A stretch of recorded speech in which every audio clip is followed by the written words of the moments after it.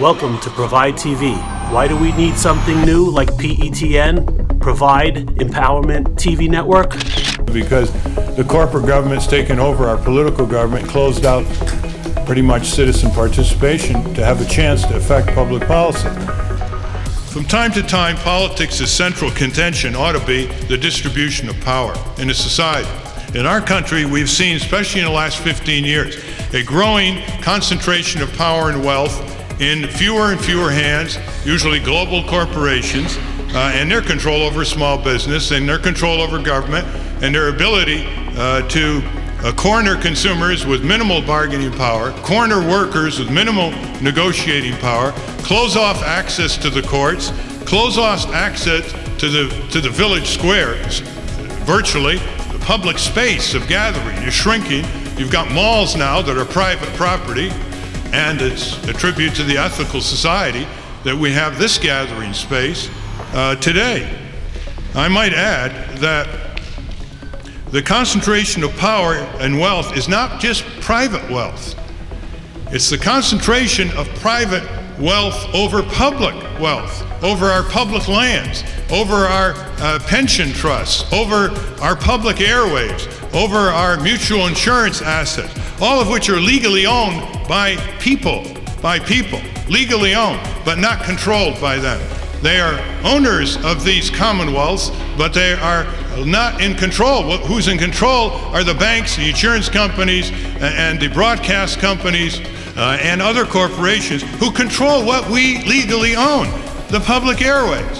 And here we are, a spectacular expansion of communication technologies, more stations, more cable channels, more other ways to communicate, telecommunications. And yet, our ability as people to communicate to one another, with the exception of the internet, how that's going to last before they close or overprice that. Our ability to communicate has shrunken and shrunken. And even visible national citizen leaders are down to sound bites on TV. You're down now to 6 to 7 seconds. If you're interviewed by any of the networks on any issue, if you don't put it in 6 to 7 seconds, they won't consider it. If you put it in 4 seconds, you increase your probability. If you grunt, you even increase your probability. I was just reading the Lincoln-Douglas debates. Can you imagine those people reduced to sound bites? I suspect if we don't have more access and control over more channels, the labor channel, why not? We're going to get 500 cable channels soon. How many movie rerun and home shopping channels? We give these cable companies monopoly rights. What do we get in return? There should be a student channel nationwide. There's not a single 30-second.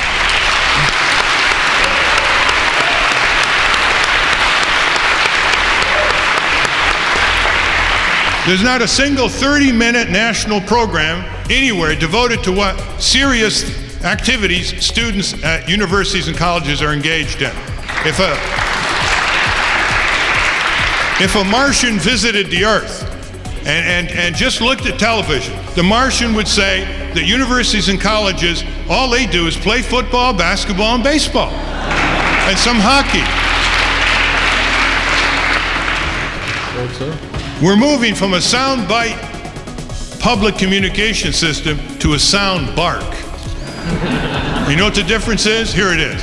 I fully expect within 5 or 6 years, someone to come up to a consumer or environmental activist and say, well, let's take the Federal Reserve. And they say, could you please tell me your opinion on the recent Federal Reserve decision to raise interest rates? And so, well-conditioned, like Pavlov's specimen, the citizen advocate goes like this. And the reporter says, would you care to elaborate? And the citizen activist says, keeper, you're on. That's the sound bark. This is what's happening to us.